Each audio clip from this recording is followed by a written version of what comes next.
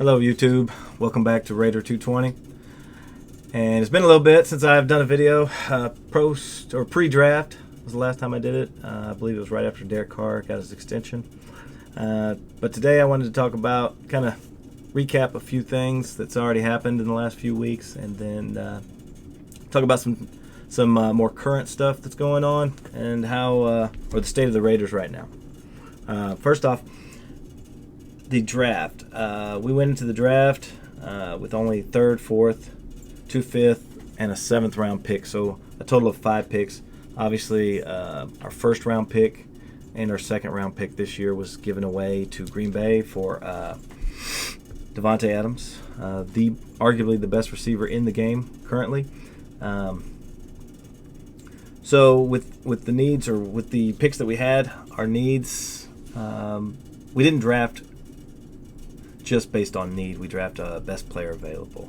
I do think we filled some needs with our draft, but I don't think we reached for needs like we have in previous, or with the previous regimes. So obviously you guys know who we drafted. We drafted 2 linemen, 2 running backs, 2 defensive tackles, and that's pretty much it. We didn't draft quarterback. We didn't draft any cornerbacks or defensive backs, which I'm a little bit surprised by. We didn't draft any wide receivers.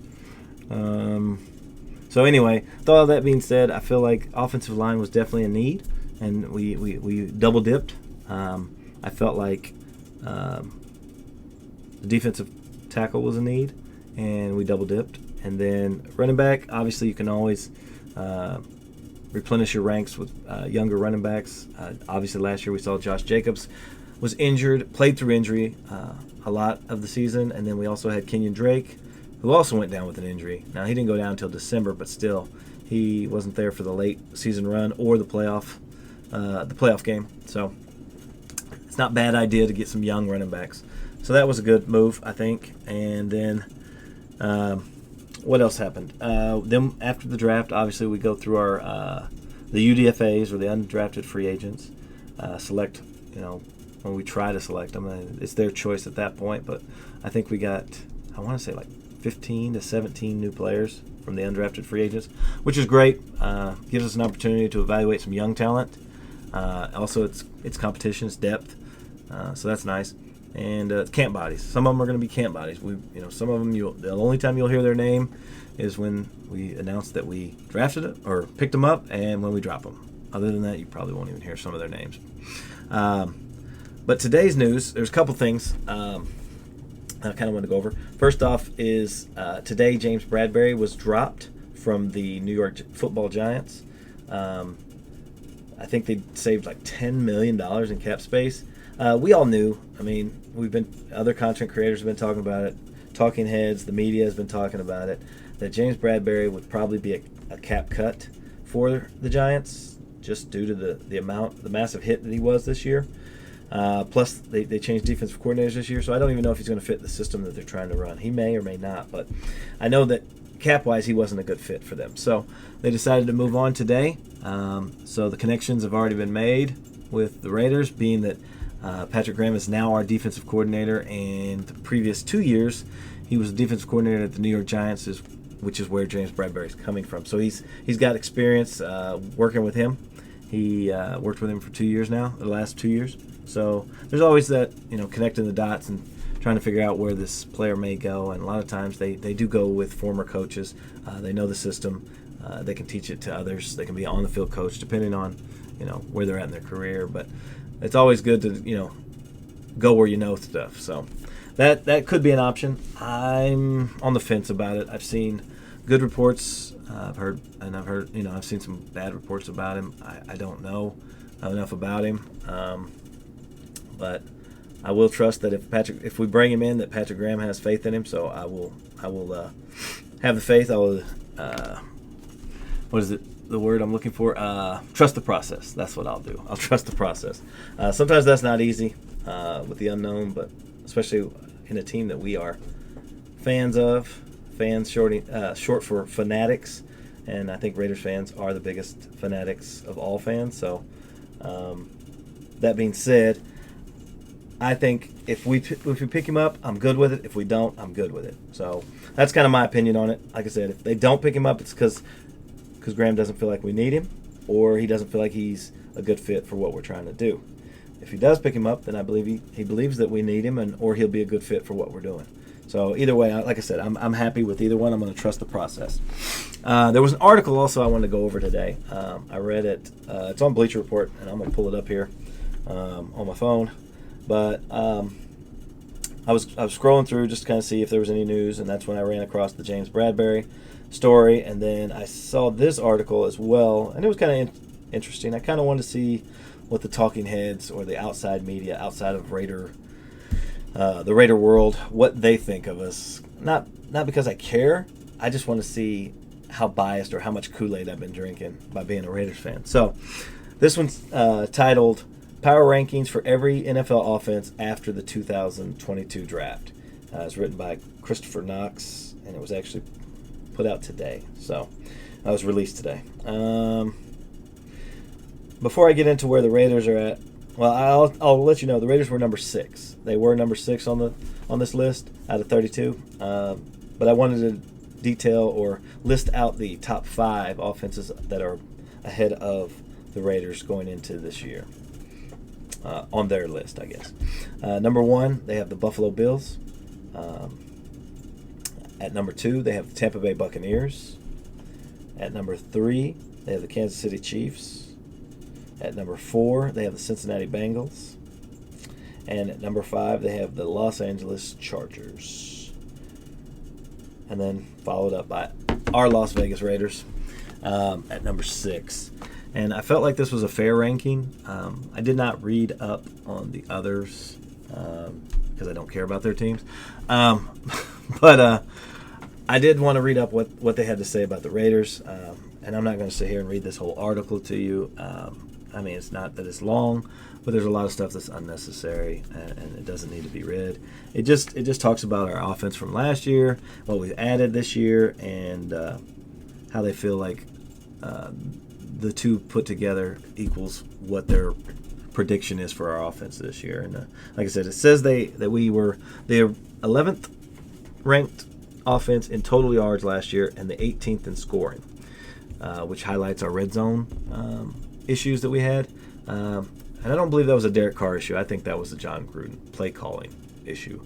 If you look back before Gruden, we were always in the top in red zone efficiency, red zone scoring. So I don't think it's a Derek Carr issue. I think it's more of a play calling or offensive coordinator issue. So anyway, with that being said, this year our new offensive coordinator, we all know is actually Josh McDaniels, but the actually titled offensive coordinator is Mick Lombardi. And like I said, it talks about how we had a good offense last year, very good offense in 2021, even though we struggled to run the ball due to Josh Jacobs being injured, Drake suffering a season-ending injury in December with his ankle. We only ranked 27th in rushing, or in yards per rush. So then it goes on to say, however, Derek Carr had a Pro Bowl caliber season at quarterback with weapons like Darren Waller, Hunter Renfrow, and Brian Edwards. And everybody knows this, but Darren Waller missed 6 or 7 games last year, so I think that says a lot about Derek Carr. I know that in the nation here at Raider Nation, we have usually Derek Carr is probably the most polarizing team member that we have. People they call them Carr stands or Carr fan or whatever, Kardashians. That's what they call them, Kardashians. So either you love him and you're a Carr stan, or you're a Kardashian and you hate him. I'm going to say I fall somewhere in the middle. Carr has done a lot of great things, has a lot of records for the Raiders, career records, and he's done a lot of great things. That being said, that Carr's also made some bad plays or mistakes or things that he's done that hasn't been the greatest. So I'm not going to sit here and say he's our savior or that he's a bum. He's an above average quarterback. He's not elite. But he's really, really, really good. And I was hesitant to trade him when the trade talks were around because who are we going to get that's better? Not one kid that came out in the draft right now is better than Derek Carr. I'm just talking about right now. I can't predict what they'll become. But as we speak, for this season, and probably the next 2 or 3 seasons, that we didn't have an option that was better than Derek Carr. Okay? In the draft. Outside the draft, we had maybe one possibility of one quarterback that would have improved over Derek Carr, and that would have been Deshaun Watson. Regardless of what he's done or not done, the alleged stuff, talent-wise, Deshaun Watson was the only one that we really had a shot at getting that would be an upgrade. So, with all that being said, that's why I said I didn't want to get rid of Carr. I am glad that we did an extension. I'm glad that we brought his college roommate or college teammate, Devontae, here, because it's going to, make him happy. And also they have a rapport. They've played together for 3 years in college, and then obviously he said up until the year, Devontae said in an interview, up until 2020 or the year that COVID hit, they practiced and played together all summer, so they had that rapport. It's not like they haven't played together in 10 years or practiced together in 10 years. It's been a year and a half, maybe 2. With that being said, and they're going to be able to pick that back up. It's not like it's something they haven't done in a while. So, but anyway, back to Carr. So, I'm glad we didn't trade Carr. I'm glad we brought in one of his best friends and best receivers he's ever had. And I think that he is someone that can, take us to the Super Bowl. We have had several quarterbacks throughout the years. Now, I've been a fan probably since the last time we won a Super Bowl, because I was just old enough at that time to remember that game and winning that Super Bowl. So I've watched I've watched the Raiders and been a fan for a long, long time. And from Jim Plunkett to now, I'm trying to think of quarterbacks that I would put above Derek Carr that's been on the Raiders. I'm going to sit here for just a few seconds of dead air, just trying to think about it. And honestly, the only quarterback from 84 to 2022, well, we'll say 2014, because that's when he was drafted. So 2014, in that 30-year span, I can only think of one that I would put in the conversation with Derek Carr, and that's Rich Gannon. And if I'm wrong, please, leave a comment and let me know who you think in the last 30 years, what quarterback we've had that's been better than Derek Carr, or in his league even. We had Jason Campbell, who looked good until he got hurt that year. We had Carson Palmer, and it wasn't the Carson Palmer, from the Cincinnati Bengals or the Arizona Cardinals. He did okay, but no, not in Derek Carr's league. Who else do we have? Kerry Collins. Who else did we have? Mark Wilson.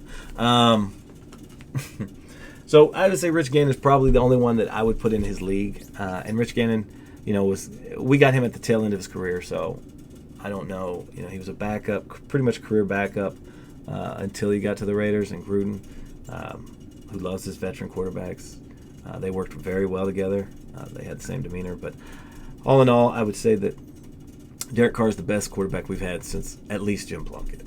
And so to get rid of him, I just felt like I didn't think it took us that long to get one. I don't want to get rid of him. He's, like I said, he's not the greatest. He's above average. He's very, very, very good, but not elite. I think his ability to his pocket presence is leaves something to be desired. He sometimes the clock in his head doesn't. He thinks he has more time. I guess I don't know, but for whatever reason, he doesn't get rid of the ball sometimes and gets hit. Or maybe he trusts his line too much. I don't know. And I'm not an NFL quarterback. I wouldn't want to be. I couldn't imagine the pressure and the amount of, stuff stuff that goes into that. So I just applaud him for being as good as he has been, and I also will, let him know when he's not doing well. So I'm not a stan, but I'm not a basher either. All that being said, I'm just happy that I get a chance to get on here and talk a little bit. It's been so long since I have, so this video may be a little longer than normal.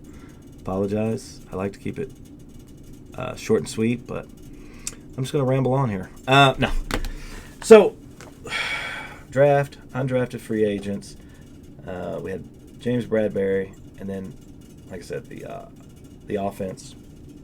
They ranked us number 6, and I'm in agreement with them.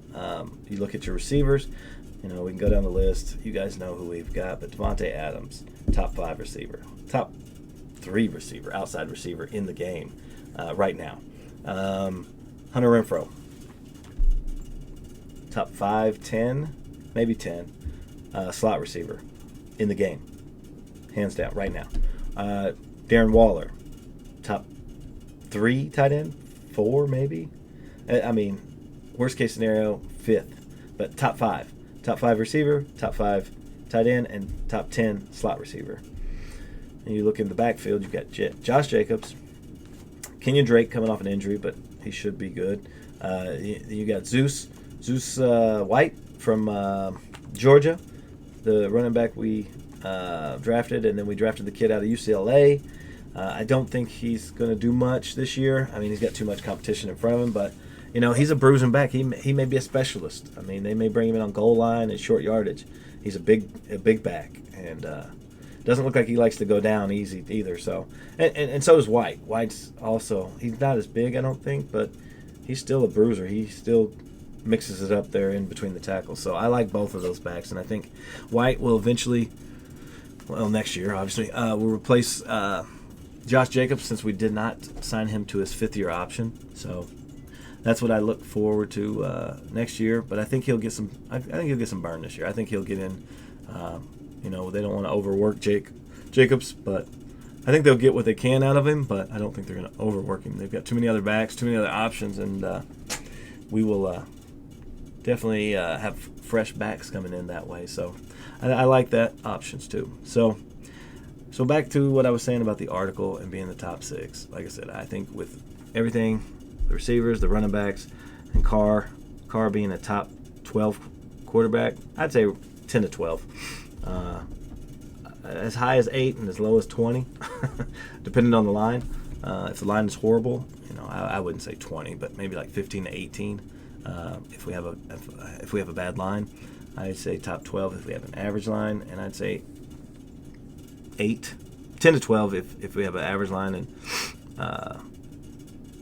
and top 8, probably number 8 if we have a above average line. And I think that's one thing that Carr relies on is his line. Not that all quarterbacks don't. I just think there's other quarterbacks who have some elite talents or skill sets that Derek doesn't possess, as far as like the mobility or the getting out of trouble, like Russell Wilson or Kyler Murray or Lamar Jackson. He's athletic, but he's not that athletic. He's not that elite when it comes to the athletic ability where some of these other quarterbacks are. So that's why I say, depending on his line, where he falls. As far as ability to make a throw, he can make any throw that any other quarterback can make. But it's the mobility, the escapability that he does not possess, which is why he'll never be, in my opinion, he'll never be over top 8. So anyway, with all that being said, I appreciate everybody listening to me ramble on. Like I said, this was a little bit longer than normal. But before I go, I do want to give a shout out to everybody who has subscribed. I appreciate it. I know I haven't been on here in a few weeks. I did have some stuff going on in my personal life. But that's all done now, pretty much. So I do want to give a shout out to, like I said, all my subscribers. I do appreciate you. One in particular I'd like to give a shout out to. His name is Brandon. Thank you, Brandon. Brandon is a personal friend of mine, and he's been asking me, when are you going to do a video? When are you going to do a video? And I've put it off. I was like, after the draft, and then after that, and after this, and so much stuff has been coming up. So I do apologize if you were waiting for a video. If you weren't, well, here it is anyway. But I did want to give a shout out to Brandon. Thank you. You are inspiring me to keep going and getting out of my comfort zone and doing these videos. I love the Raiders. You know that. Even though you're not a Raiders fan, you still watch my videos, and I appreciate the support. You don't have to be a Raiders fan to watch these videos.